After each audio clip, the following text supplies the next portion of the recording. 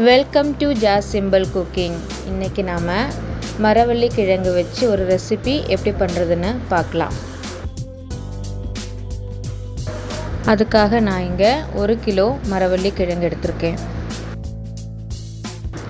இதை இப்போ தோல் சீகி மீடியம் சைஸாக கட் பண்ணி வச்சுருக்கிறேன். நல்லா வாஷ் பண்ணி வச்சுருக்கேன். அதுக்கப்புறமா 3/4 கப் தேங்காய் துருகி வச்சுருக்கேன். அதுக்கப்புறமா தாளிக்கிறதுக்காக 1 ஸ்பூன் கடுகு, 3 டேபிள் ஸ்பூன் எண்ணெய், காஞ்ச மிளகாய் 4 ரெண்டாக கட் பண்ணி வச்சுருக்கிறேன், கருவேப்பிலை 5-6 சின்ன வெங்காயம் பொடிசாக கட் பண்ணி வச்சுருக்கிறேன், ஒரு பெரிய சைஸ் பூண்டு இடித்து வச்சுருக்கிறேன்.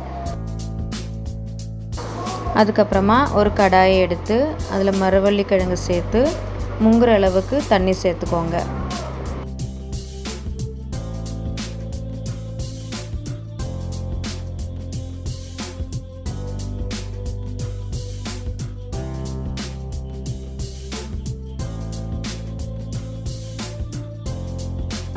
இப்போ ஸ்டவ்வை ஆன் பண்ணிக்கோங்க.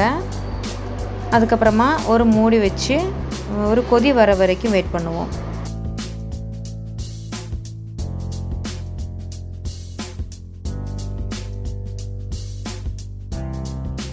இப்போ நல்லா கொதிக்க ஆரம்பிச்சிட்டு இப்போ நம்ம இதில் உப்பு சேர்த்துக்கலாம்.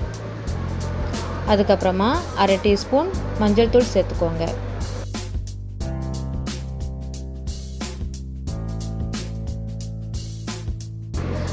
நல்லா மிக்ஸ் பண்ணி விட்டுக்கோங்க.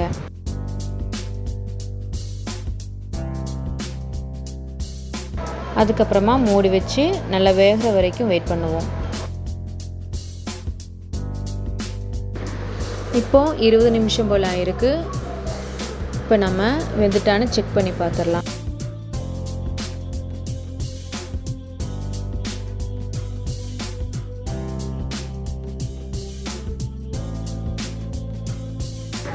நல்லா வெந்துட்டு இப்போ நாம் இதை வடிகட்டிடலாம். இப்போ வடிகட்டி எடுத்து வச்சாச்சு. இப்போ நாம் இதில் எடுத்து வச்சுருக்கிற தேங்காவை சேர்த்து நல்லா மிக்ஸ் பண்ணி விட்டுடலாம்.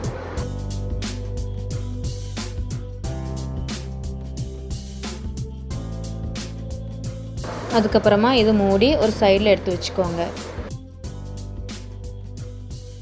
அதுக்கப்புறமா தாளிக்கிறதுக்காக ஒரு கடாயை எடுத்துக்கோங்க.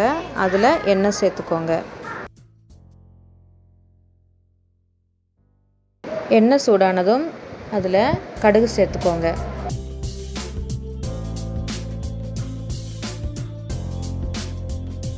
கடுகு நல்லா பொரிஞ்ச உடனே நம்ம பொடிசாக கட் பண்ணி வச்சுருக்கிற சின்ன வெங்காயத்தை சேர்த்துடலாம். கூடவே காஞ்ச மிளகாயும் சேர்த்துக்கோங்க.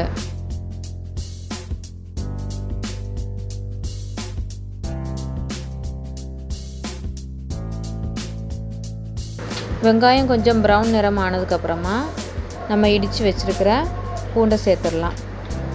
இப்போது ஃப்ளேமை கொஞ்சம் லோவில் வச்சுக்கோங்க. பூண்டு நல்லா வறுபடணும்.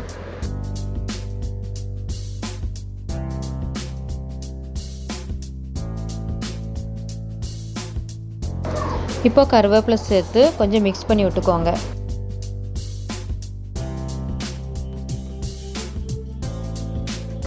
இப்போ எல்லாம் ஃப்ரை ஆகிடுச்சு. இப்போ நம்ம ஸ்டவ்வை ஆஃப் பண்ணிடலாம். இப்போ நாம் இது வேக வச்சு எடுத்து வச்சுருக்கிற கிழங்குல சேர்த்து நல்லா மிக்ஸ் பண்ணி விட்டுக்கலாம். கிழங்கு கொஞ்சம் மசிச்சு விட்டுக்கோங்க. இது காலையில் ஒரு பிரேக்ஃபாஸ்ட்டாக எடுத்துக்கலாம்.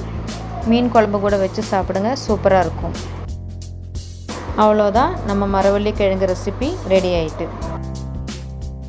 இந்த வீடியோ உங்களுக்கு பிடிச்சிருந்தா லைக் பண்ணுங்கள், ஷேர் பண்ணுங்கள், கமெண்ட் பண்ணுங்கள் அண்ட் சப்ஸ்கிரைப் பண்ணுங்கள். தேங்க்ஸ் ஃபார் வாட்சிங்.